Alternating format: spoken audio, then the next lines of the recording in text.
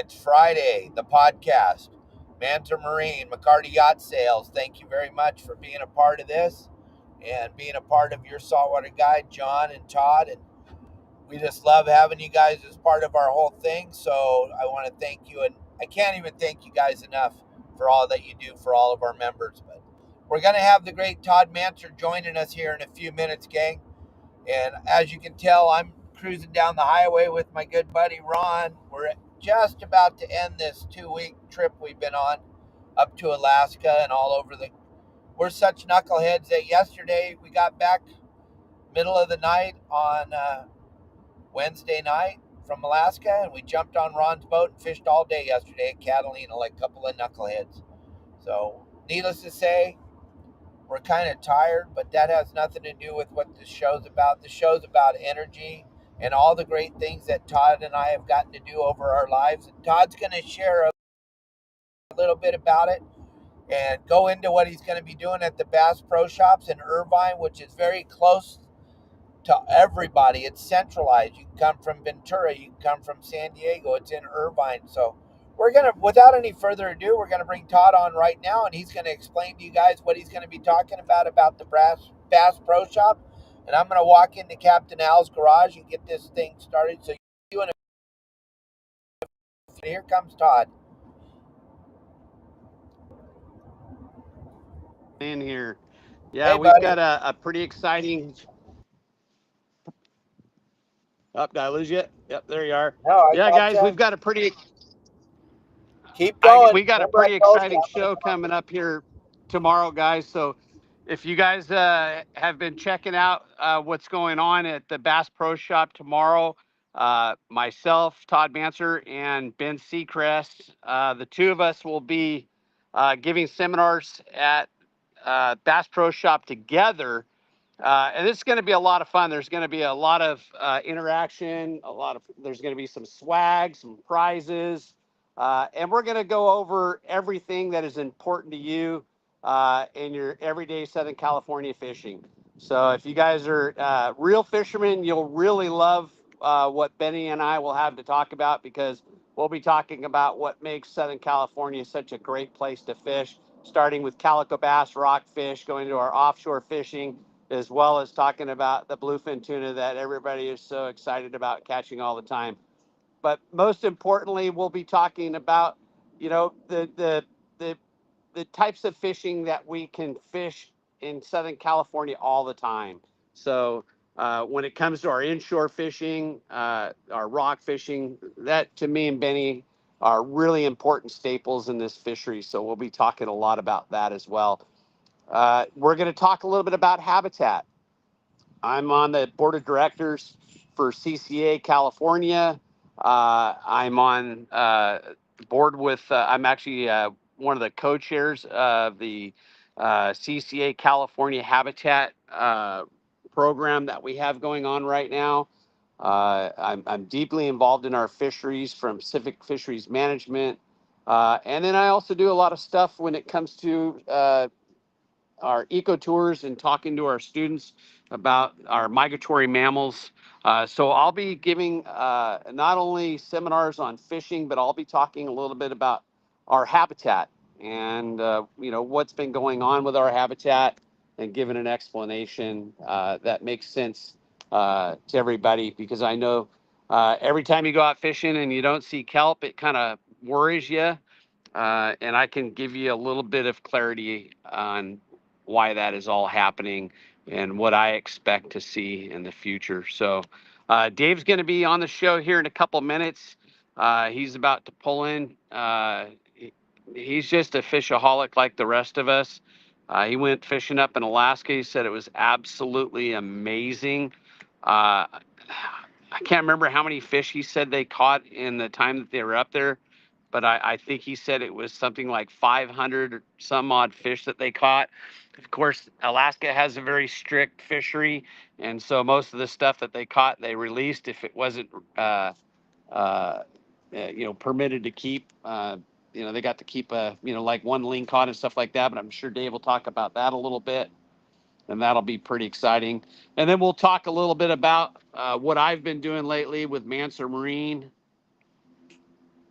and McCarty Yacht Group with our boat sales and our yacht management. So it'll be a lot of fun, and I hope we get a lot of people to chime in.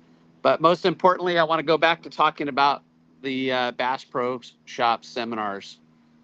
When they asked me to do this seminar, they asked me when I thought would be the best time to do this seminar. And this was around the time that we did the PCS show. The PCS show was an amazing kickoff to our local sport fishing community. It was an amazing turnout, record turnout. We were really, really excited about the amount of support we got, the turnout we got at PCS. But when they were asking me if I thought, when I thought the best time to give fishing seminars, following up with that would be with Bass Pro Shop, I said we should do it in June. Because right now we're going to start going through our transition. We're going to start seeing our weather changing. We're going to start seeing our water temperature changing. We're going to start seeing everything appear and show trend on what our fishery is going to be like this year. And so I thought that June would be the best time to get people into the Bass Pro Shop, because now is the time. The inshore fishing is turning on. That bluefin, if you want to get on a boat and go a day and a half fishing on one of those boats, it's been great. Nighttime vertical jigging. I'm sure we're going to see some changes and see some stuff show up on the surface and get hopefully some more coastal offshore fish. But right now that stuff has kind of stayed to the outside as far as the bluefin tuna go. But right now we're starting to see water temperatures come up. Temperatures are about 68 degrees on our beaches, which has got the calico bass and the sand bass just going off. And then you mix that in with a trend that we're having this year, which is primarily anchovy. As far as our forage goes, we have an amazing amount of anchovy. So that changes everything. I mean, most of our anglers for the past 20 plus years have gotten so accustomed to having sardine that they think when we have anchovies that they don't have the right bait. But anchovies is an amazing bait to have for our local fishing, for calico bass fishing, for sand bass fishing, for yellowtail fishing, for bonito fishing. And I can't tell you how many tuna I've caught on anchovies, not to mention the amount of albacore, which would be nice if we saw that show up again, that I've caught on anchovies. So right now with the anchovies here, we've had a stimulation in our halibut fishing. We've had great rockfish. We've had great calico bass, great sand bass, and I'm excited of what might yet be coming. Hopefully a good yellowtail season, and it'd be really neat to see some tropical tuna show up. I would love to see some yellowfin and maybe some skipjack as we get into the late summer months, which is our typical time to start seeing that. So it's a pretty clean canvas right now, but with the forage that we're seeing and the water temperatures, there's a really good opportunity that we see some amazing fishing this summer. So again, waiting for Dave to show up here, and we can go back and forth on some questions. Here we go. For some better content. There's Dave. So Dave, I was just telling everybody about our water right now, and one of the things that I'm going to be talking about at the Bass Pro Shop seminars is going to be anchovies, and I'm going to talk about how we fish anchovies and how important anchovies are to our fishery. And I was just telling the viewers that, for the past 20 plus years, it's actually been probably closer to 25 years. We've been fishing primarily sardines, and I'll talk a little bit about that too. Um, Sardines are easy for everybody, but they've also been an accessible bait that has allowed us to go and fish for species larger than we would have on a normal basis with the anchovies. I will agree that. Um, Back when me and Dave were young, if we wanted to go catch big calicos at San Clemente Island or along the coast, if it's at San Clemente Island, we'd go fish for mackerel off the island under kelps, and load up and go fish calicos in the shallows, and I mean shallow at San Clemente Island, and catch some real tankers.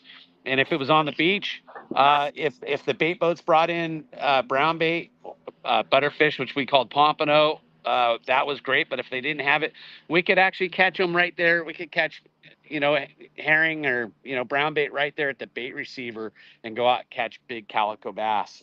So it's really nice right now that we're seeing all this anchovy here because, in my opinion, it's almost like a reboot. And I hope to start seeing a lot of differences in our habitat and our fisheries here as a result of what conditions brought back the anchovies. Yeah, I think you're absolutely right, Todd. And if those of you that are watching the show today, if you went and looked at the fish reports, it's absolutely astonishing the amount of sand bass and calico bass that we're now catching that have been here the whole time, but we haven't had the bait to catch them. And now with this anchovy influx, guys, you're seeing sport fishing landings up and down the coast having lots of days where they're reporting releasing 200 plus bass, which is pretty amazing, Todd, because if we look back a couple of years, they were saying the bass were all gone because no one understood that you can't feed a bass a 7-inch sardine. You and I could, but the other 999.9% of the people, they're not going to be able to do it because it's bigger than any fish they've ever caught. So now with the anchovies being in the bait bars, the half-day boats and the three-quarter boats are having an opportunity to catch fish again, which they haven't had for a very long time.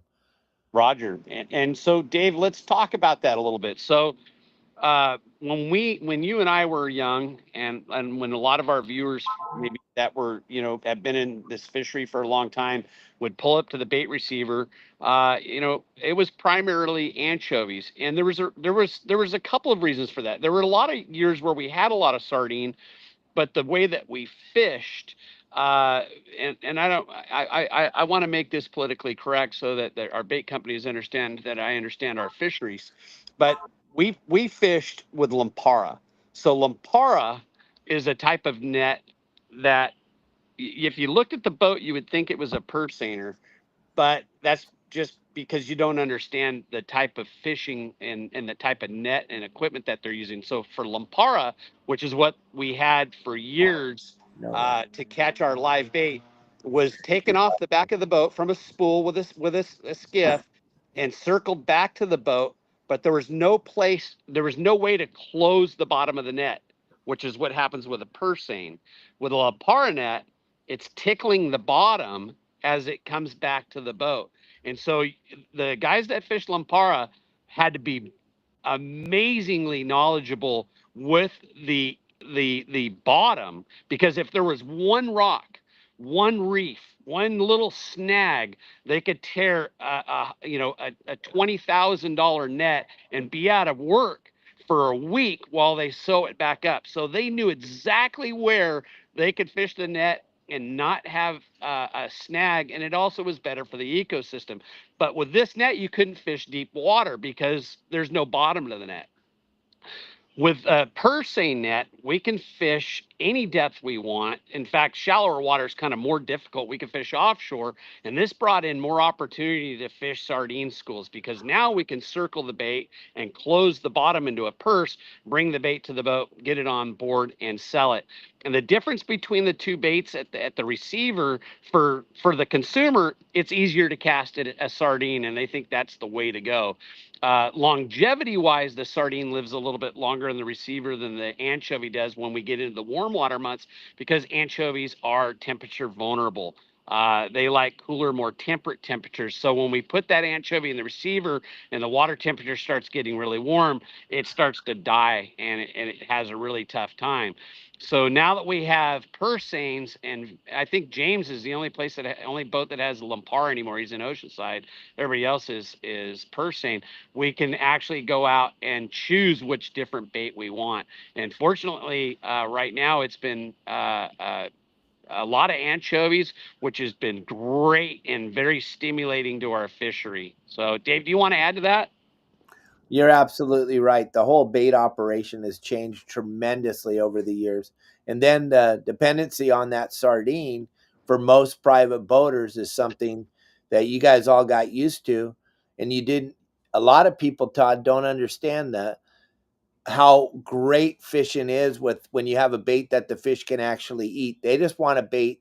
Most fishermen, private boaters today want a bait they can cast. They Right. don't really understand how great this anchovy is. And the anchovy fishery is something that was lost over the last 20 years because of the fact that there are so many sardines. And we got to be careful, Todd and I, when we're talking, because there's a big movement to stop us from fishing with live bait in Southern California. On top of all the other crazy things you can come up with, gang, they are after Todd's inside on the inside of these commission meetings. Todd's way deep in there. I'm just standing on the outside, but my dad's was telling me for years before he passed away, and my sister Donna tells me every day. Every meeting they go to, the live bait comes up in the meeting, which is absolutely ridiculous. So we're in a catch-22 here. If the bait barge doesn't have sardines, that's what they're using for their science. So if the bait barge doesn't have sardines, they automatically assume there's no sardines. If the bait barge only has sardines, then they right away decide that there's no anchovies. That's all the science that's being used to make all these decisions, gang. So, like I say all the time, there's really no science being done because they don't. I'm sorry, Todd, but I'm going to be honest. That Yep. the money that was supposed to go to science, they stole all that money. So there's no way to hire a person because they don't have the funds. But our fishing licenses did what they do? They went up again. They didn't go down, even though we're not doing any science and we keep taking all this stuff away. If you guys could get more involved and help Todd and I to keep this fishery open, we cannot lose the live bait fishery in Southern California. That would be, we have, what did Michael Folks say? Death by 1,000 cuts. Well, we're at Right. 990 right now. So we got about room for 10 more cuts and then it's over. And that live bait is a huge cut that we cannot take. And Todd, they're not, the assessments aren't there. They don't even, there's no one going out looking. And the people that are looking aren't looking where they are. There's no accurate data is the way to say it. They are not producing accurate data, and so what they'll do then is they'll use uh, data that isn't accurate, like you were saying, by saying, and they do it in a lot of fisheries.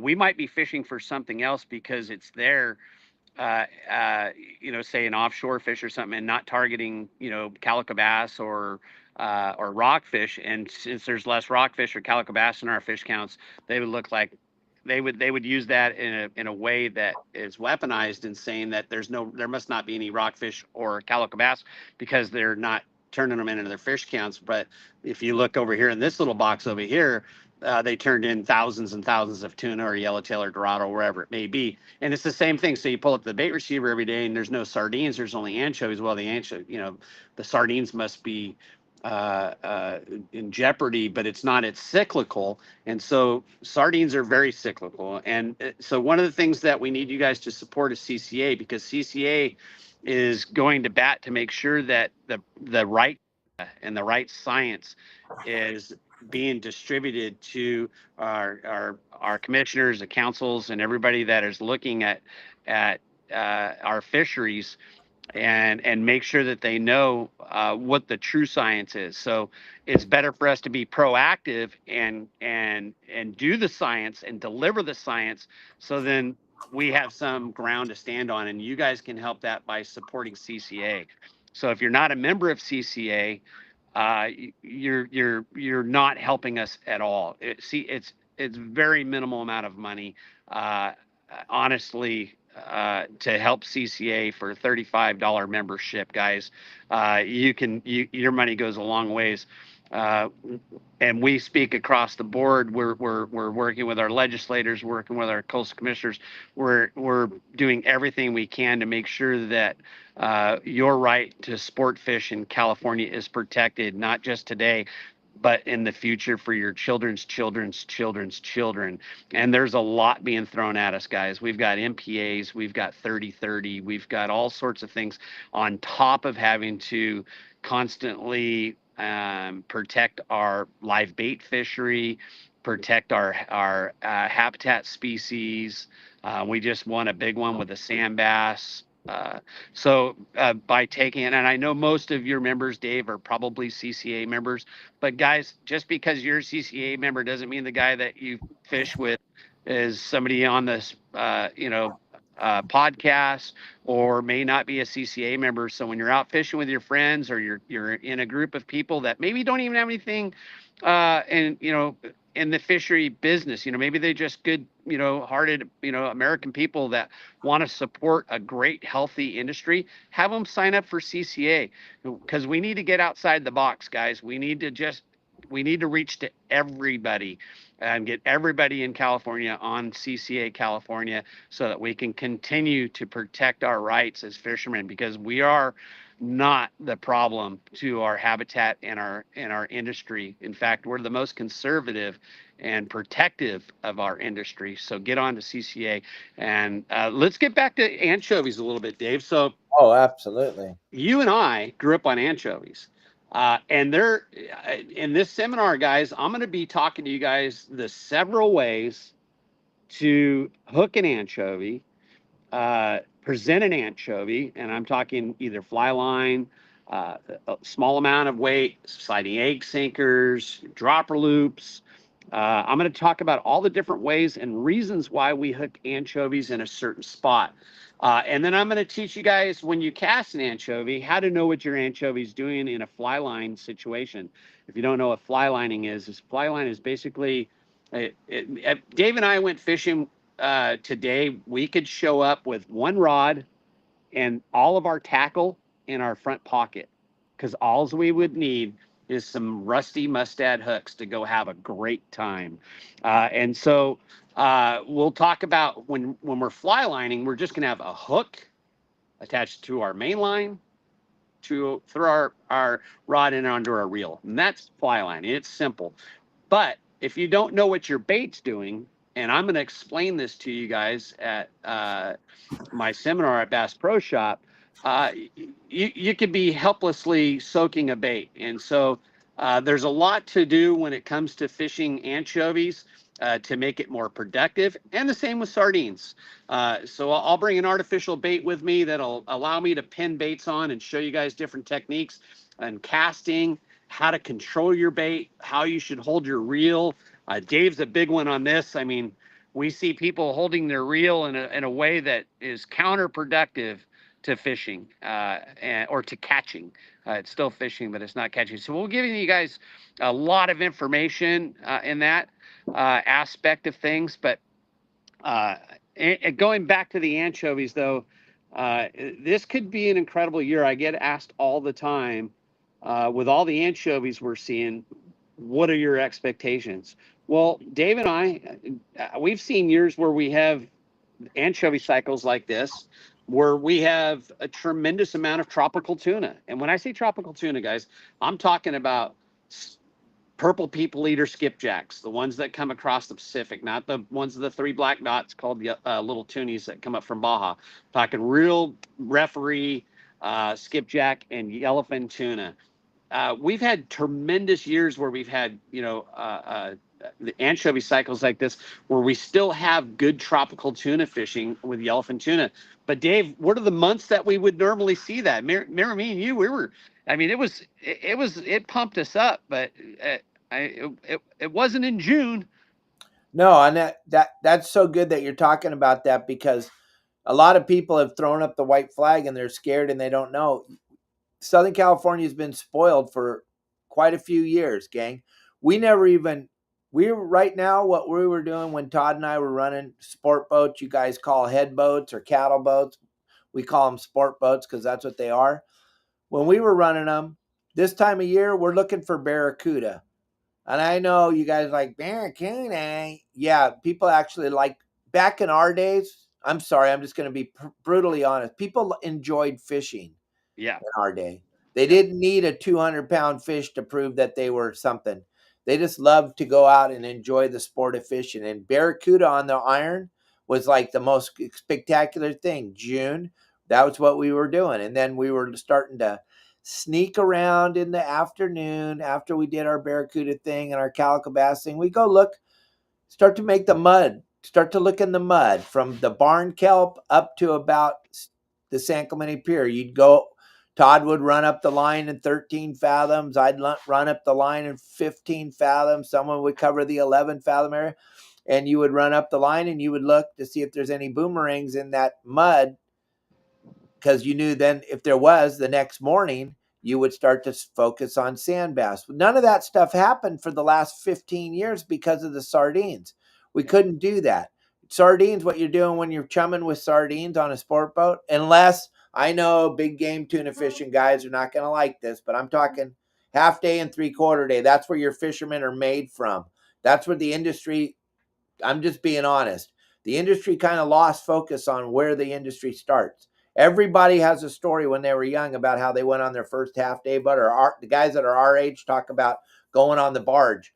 They just wanted to catch a fish. And then, Todd, you were saying it, 15 years, they lost it. Yeah. All they want is a big giant tuna. And you're like, their bass fishing's wide open. But we didn't get to do that because we had bait that they couldn't eat. Now we have bait they can eat.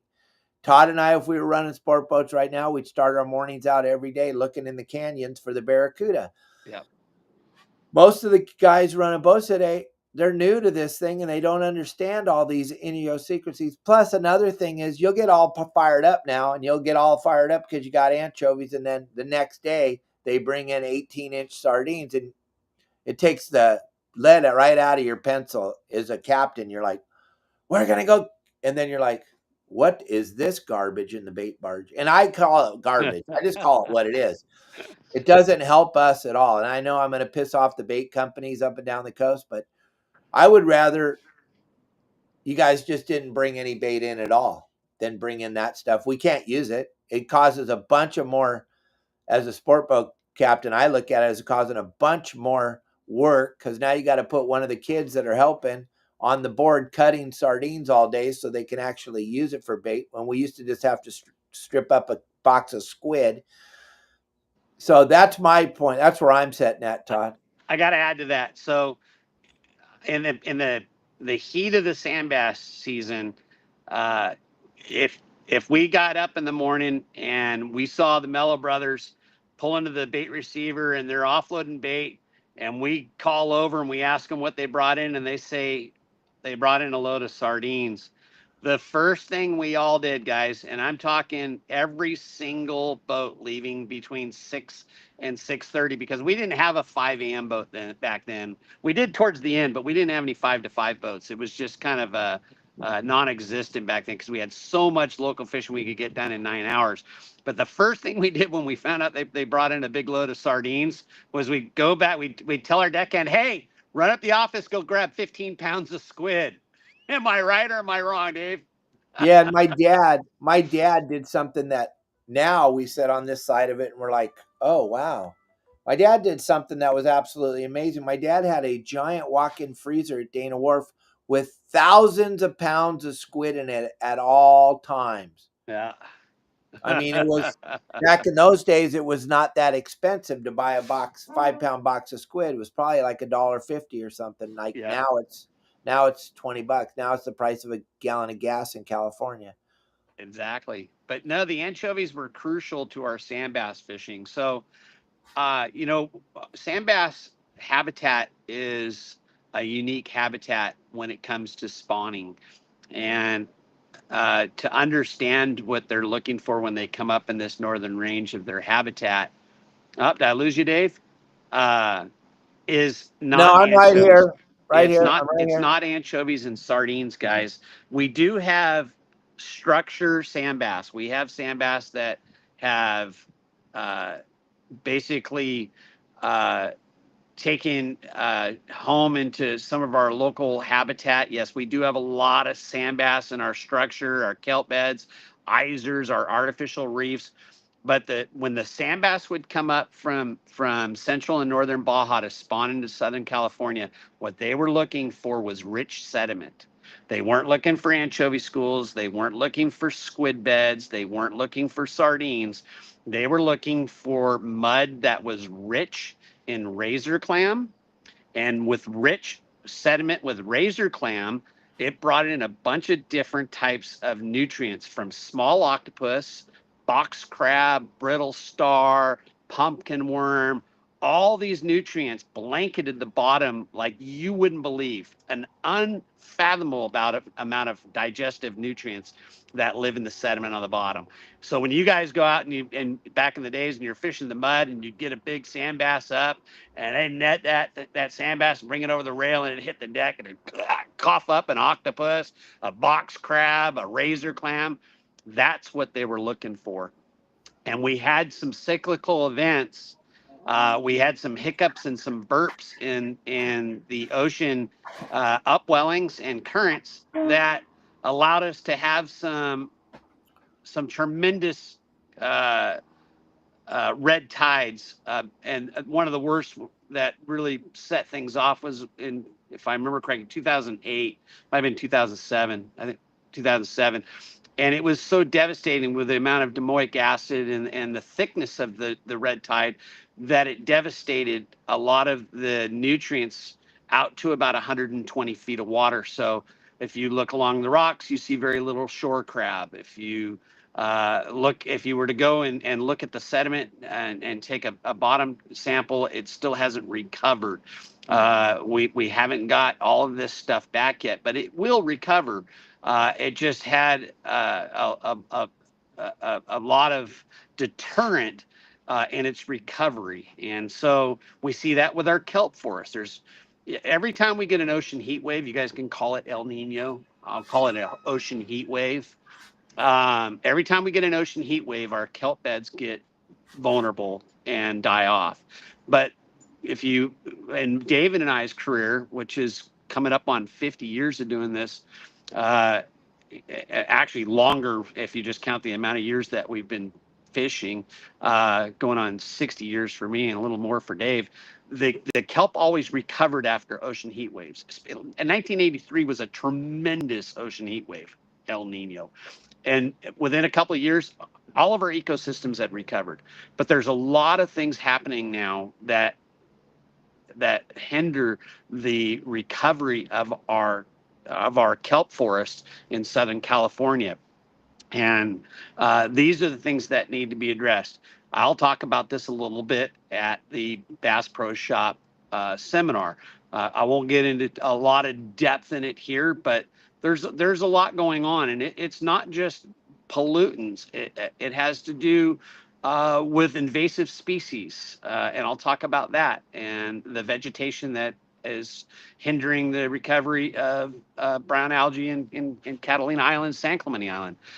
So all sorts of interesting stuff will come up at the Bass Pro Shop seminars. But the way that Dave and I used to fish, back then for sand bass, is exactly how Dave said it. We fished barracuda, and then we'd get our good licks on the barracuda, and we would scout the mud. And if we started seeing that sand bass the next day, we were in that mud. We were looking for those boomerangs, those schools, anchoring up on it. And now we got to start fishing a different species, and with that, we would end up still catching some barracuda. We'd start seeing white sea bass coming in through those schools. We'd catch yellowtail, bonito, and that was fishing. All right, Dave? That was insane. It was so fun, gang, and we were carrying 60 people a day every day on the boat, and everybody was having a blast and everybody was having fun, and there was no camera phones, there was no internet, there was nothing. Everybody just enjoyed fishing. They didn't think as soon as they get that fish on the boat, we got to post a picture. It was just people actually enjoying fishing. I just got back. I've been up in Alaska for 2 weeks, Todd, and Yeah. we just fished.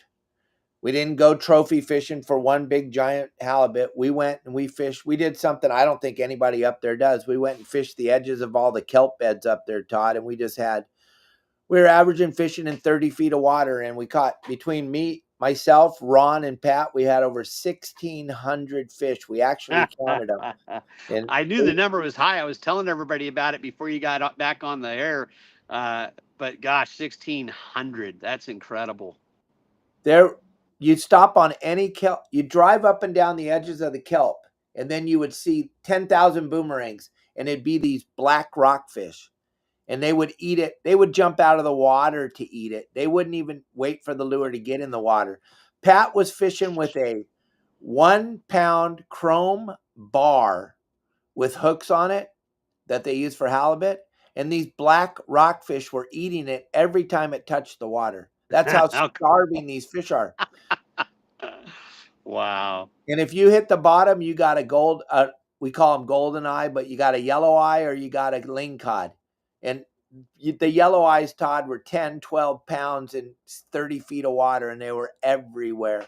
Wow. And then if you drifted off the rocks, you got in the mud, it was straight quillbacks, all you want. Just thousands and thousands of quillbacks. Yeah, and that's something. We've got new data. We've. Well, we'll talk about that later. Yeah, we But yeah, can't talk about that. Be careful. yeah, yeah. We'll talk about And that then later. the Yeah. really crazy thing is in the mud up there, Todd, we went out into the mud in 150, 200 feet of water, and we're just metering, just doing our California thing. And we meter around the mud. We find some bait. You drop down in the mud, Todd, and you catch straight, wide open 20 or 30-pound lingcod, wide open Wow. in the Yeah. mud. You said you had like a 60-pounder coming up trying to eat a 40-pounder. He was locked onto the 40-pounder. I got the greatest Wow. video in the world. He was locked onto the side of the 40-pounder, a 60-pounder, and taught and Pat caught it on the Daniel Rubin from ReelQuick made us up some rods to take up there, so we were able to fish the lighter rods. He was fishing 30-pound on an 8-foot rod. We didn't use any of that giant tackle they have up there, all the broomsticks and all that. We were using Right. our stuff, fishing with the Tesoro 5s. All we fished was Tesoro 5s and the ReelQuick setup, and we were just having the time of our lives. And the rod stood up against everything. And then Pat caught that fish on 30-pound on that rod that's rated 30 to 40-pound, and it was an incredible battle. But we didn't have any idea. We thought it was like a skate or a big dumb halibut. When we looked over the side, Todd, the water's crystal clear. You look down there 30, 40 feet, you see this thing coming up, and you and I've seen enough fish. It's like, I can't identify what it is, Pat. I have no idea. It's the weirdest thing. He had 3 feet of tail sticking out of one side of his mouth and a foot and a half of head sticking out the other side of his mouth. And then he was 50 or, well, he was 60 pounds on the scale, but he was giant. And to look at that coming up is like, what in the hell? I don't know what you got, Pat. I have no idea. And of course, you have to release them, right? Yeah, you're not allowed to keep the regulations up there are wild compared to our regulations. Yeah. You get one lingcod in a year, one Yeah. king salmon in a year. I don't even know how many king salmon we caught. We caught lots, but you can't keep. Well, you got to pick the one you want. You don't know if you're gonna. And we never been there before. We don't know if we're gonna get another one. So we're taking these 29 and 30-inch king salmon. Then we got a really giant one. So we had to. And let it go. Yeah, something like Yeah. that. Yeah. What a fishery up there, though. I don't understand why it's so regulated. You can't keep any rockfish with any color on them, gang. It's just crazy Yeah. with no Yeah. science. And the state is so big. It's like, what are you guys doing? Right. It's like the size of California and Texas combined. And it's almost all water. It's amazing. Now, I think that, when we look at our fishery here, it's just as fun, Dave. We might not have 60-pound lingcod and we might not have, golden eyes, but, I stole a 21 Wellcraft from a guy named Dave Hansen. He called me up one day and he said, "Hey, my skiff is sinking. Can you go check on it?" And that happened a couple times. And I called you up and said, "Here's the deal. I'm going to take the skiff and I'm going to fix it up and make it absolutely bitchin', and you can use it whenever you want." So that your Wellcraft now has a brand new F90 Yamaha that I got from West Coast Marine and Costa Mesa from Nick. He gave me a great deal. Josh from Pacific Outboards did the installation. Thank you, Josh. I had the T-top taken off, sandblasted, powder coated, had a new hardtop made, took the center console off, had it repainted, put a tackle center in it, ripped up the deck, put in a new fuel tank, redecked the boat, all new Garmin electronics down on the dash, and then Furuno up top. It is just absolutely amazing. And you know what? I can go out for 2 hours and have an absolute blast right now. The inshore calico bass fishing is on fire with 68-degree water. We got a bitch and bait tank on that boat. I'll load it up with anchovies, go out and throw a couple of handfuls at the point, in a couple spots that we love to fish, and just absolutely have a ball. And by the way, calico bass are really good eating fish. There's a size limit, and there is a bag limit. So with that, it creates sustainability in our fishery, and they are fantastic eating. They taste good in ceviche. They taste good in a taco. You really can't ruin them.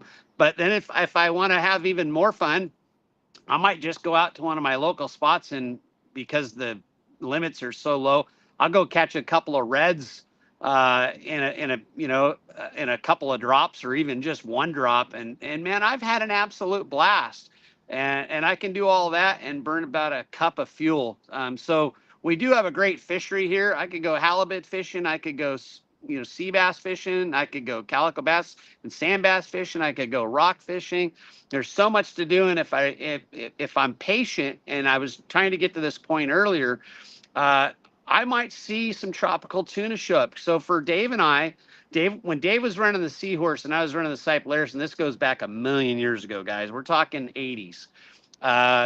In the 1980s, when school went back, which was after Labor Day, not in the beginning, in the middle of August, like it goes back now, which has really hurt our tourism and really affected passenger counts. Because after school goes back in, it's really hard to take your family on vacation. So, anyways, it is what it is. School used to go back in after Labor Day, and it was about that time that me and Dave would start looking for schools of yellowfin tuna. We'd start paying attention to what the sword fishing guys were doing, the guys that were harpooning, the marlin guys. Started listening to what the marlin guys were seeing, because we had such a huge marlin fleet back then. And then we'd go out and we'd start looking for yellowfin tuna. And a lot of the times, we'd get fish onto the dolphin, or we'd get, bird schools, but it was always late summer. And then some of our seasons, we'd have it go all the way into November. But it wasn't, Dave said this really well the other day. It wasn't in May and June, which everybody is so impatiently thinking that it should be. You have to remember that fishing's not a microwave. You can't just put it in and have it done today. It sometimes takes a little bit of time for this stuff to show up, and never ever do we have 2 years the same here in Southern California, because we rely on upwelling and countercurrents to bring us warm water. So if we were only fed with the prevailing current water that comes out of British Columbia and the California current, our water would be cold all the time, and we'd have sustainable water and we'd have cold water fishing. But it doesn't. It has variables. And because it has the variables are caused by countercurrents and upwelling, there'd be no way for us to have 70+ degree water here in Southern California if we relied on our countercurrents that are literally coming from British Columbia and flowing down the southern parts of our coastline. So that's when we started catching yellowfin tuna. Any comments on that, Dave? So listen, gang, Todd's here, so this is perfect. And him and I talked about this back when I was still running the Wild and Sack and he was running the boardroom. The thing you guys have been seeing for the last, since 2015, that isn't good tuna fishing. Todd and I were talking back in the day, like 7, 8 years ago. The problem with this tuna fishing right now, and you guys that have been in it not very long, you think this is really cool. It's not, because there's no consistency. When Todd and I were fishing yellowfin and albacore, they would be on the butterfly, or they would be on the 43, or they would be on the dumper, or they'd be on the 60. You would go there every day, and it would be every day, and you didn't have to go to the 60 and then drive 40 miles to another bank because the fish moved overnight. This stuff would settle in, and I believe we're into a anchovy cold water cycle. And Todd's big on the cycle thing because he knows more about science than all of us combined. And another really cool thing, gang, is Todd is now a board member of CCA. So you guys are all been asking for a long time. Well, he's there now. He's in it. He's on it. He's in it. But what we're trying to explain to all of you, The Dorado thing you guys saw a couple years ago, that was weird. We've never ever, no one ever seen that before in our lives. And so to think that's going to come back again, well, it's kind of like the Wahoo in 2015. We never saw that. It's not on any of the history books. It's not at the Tuna Club. If it didn't happen before, then it would be at the Tuna Club, but it wasn't. But this yellowfin tuna, the stuff, the skipjack that comes in, at the end of August into September, that stuff sticks because it's a different animal. It's not coming up the coast like Todd was trying to explain to you guys. It comes from across from Hawaii, that area. When that fish marches across from Hawaii, when it gets here, it's not ready to travel. That fish that comes from Mexico, that fish is traveling. It's just, it doesn't have any type. It's maybe the word microwave would be better to describe that Mexico fish compared to the Pacific fish, I think you called it, Todd.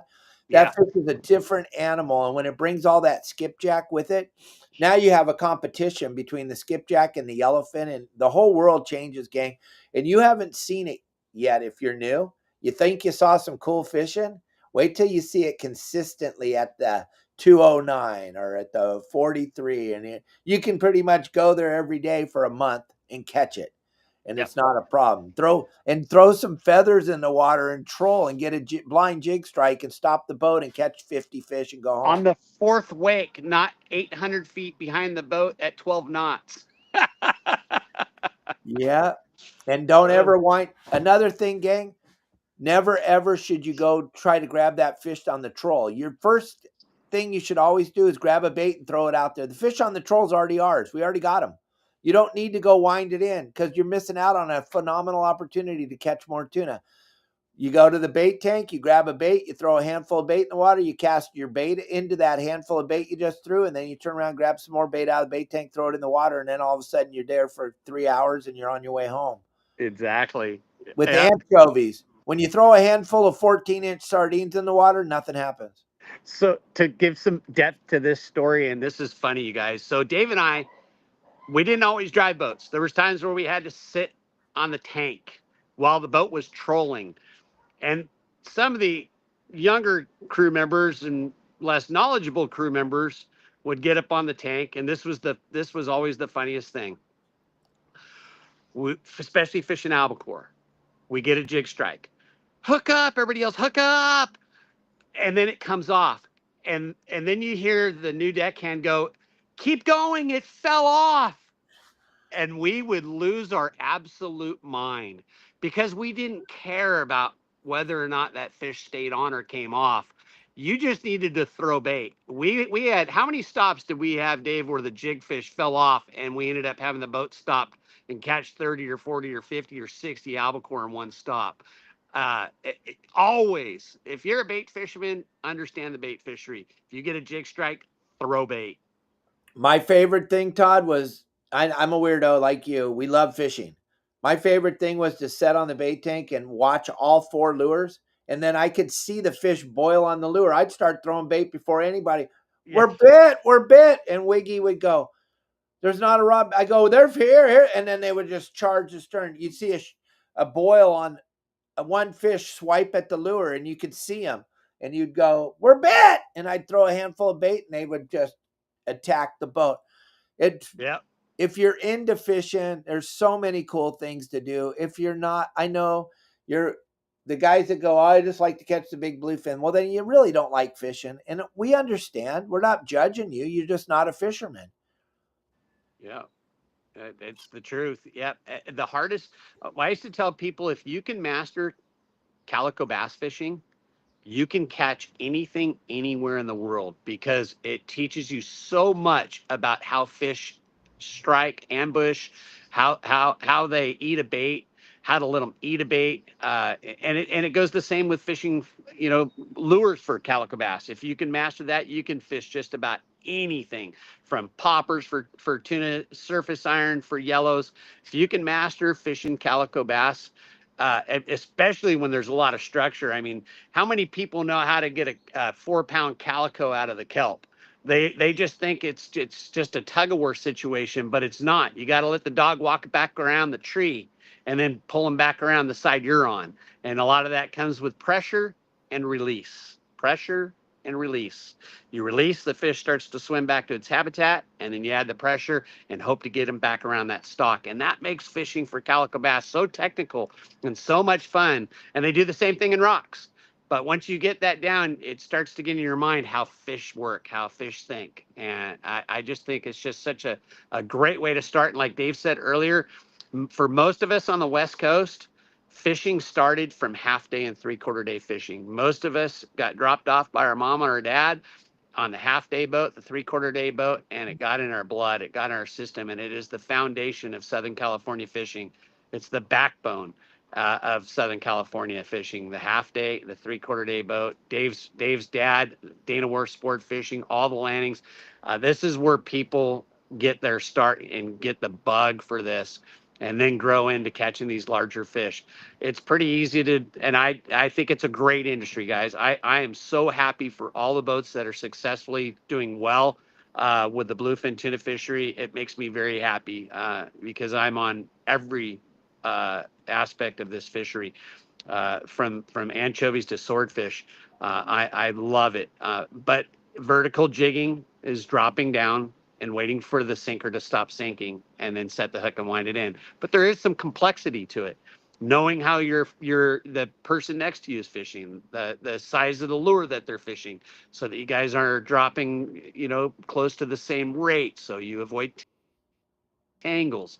There's a lot of that come and make it a little bit more complex when vertical jigging. It's just not dropping a weight and waiting for it to stop sinking, like I said, in a sense. But that being said, I think that some of our more technical fishing, where we're casting, is in my opinion the foundation to a successful angler. Absolutely. And we built them a website. They don't have to try to figure this thing out by themselves. We got a website that's super comprehensive. You get to hear Todd and I and a lot of other guys, big names in the industry, talking about techniques and how to do this and how to do that. We have over 500 how-to videos on the website. And if you want to go catch a bluefin, believe me, my videos will help you go catch a bluefin. If you want to go catch a calico bass, you'll catch a million calico bass if you follow our simple instructions. All this stuff's there for you. It wasn't there for me and Todd. How did we figure it out? We got yelled at 1,000 million times till we cried. The Yep. kids today could not handle growing up the way we grew up. There No. was no HR department. Your arm was bruised from the shoulder to your hand, always from getting punched. And Yeah. we spent a lot of time swimming around in the harbor because we got thrown in the water, and you got yelled at nonstop all day long. And that's kind of what Todd and I took as being a captain. And we had to kind of change that culture in our own brains. When we started being captains, we're like, wait a minute, I'm yelling at everybody like I got yelled at. It made me feel terrible. What am I doing? We are Yep. but that's I even how we grew. I even stopped yelling at other boaters that made simple mistakes that caused me grief. I just, I stopped yelling at them, and I promote them to go to websites like yours so that they can educate themselves to have a better day on the water and not be embarrassed by some guy that's screaming at them because they made a simple mistake and caused you grief while you're fishing that day. It's just fishing. At the end of the day, guys, if we get to go out fishing, we're a lot better off than 2/3 of the world population. I mean, we're so lucky to have what we have and live where we live and have such an amazing opportunity to go out and angle, fish. And so don't fight with each other when you're out there. Life's too short. Uh, you'll have a better day. But sometimes you just can't help it, and Right. you gotta express yourself. But we've got about 7 minutes left, guys, and we're going to have a great seminar at the Bass Pro Shop. Elliot, I posted the flyer. We're going to be giving away a lot of things there to the people that show up, a lot of swag. But for the next couple of minutes, Dave, do you mind if I tell everybody a little bit about what I do to keep the lights on Yeah, right now? I'm going to put up your phone number right now. You're also part of McCarty Yachts. We'll put that QR code up, but go ahead. Awesome, guys. So John McCarty, better known to me as Johnny Mac, has been a friend of mine for coming up on 35 years. John McCarty, the owner and broker of McCarty Yacht Group, and I, Joe Berrien, and Tom Paterno, were really kind of the first six-pack boats in Southern California. We were running and gunning the 5-to-5. Hell, on the Captain Hook 2 guys on a 5-to-5 trip, I was fishing the 1010 in Ensenada. I was fishing the Cortez Bank, and with that fast, beautiful 60-foot Miller, we were back at 5. And it was an amazing industry. And now I work with Johnny. Johnny has over 30 years of experience in yacht sales, and together we bring a different style of sales and brokering because of the way that John and I have been involved in this industry. We walk the docks a lot. I have Mansur Marine, which is a yacht management program, and I'm pretty much capped right now. I have great clients that we take care of, but it gets me walking the docks every day from Dana Point to Long Beach. And Johnny does the same. Johnny's still actively running boats and managing. And so when you combine that, our fishing knowledge, our boating knowledge, and put that into being very ethical people, we are the people you want to call for your sale or your purchase of your next boat. And we've got some great boats for sale right now, but we can also help you find a great boat. But guys, make sure you go to McCartyYachtGroup.com. Check out some of our listings. I just listed a beautiful Chris Craft. And I mean, this thing is an absolute 10.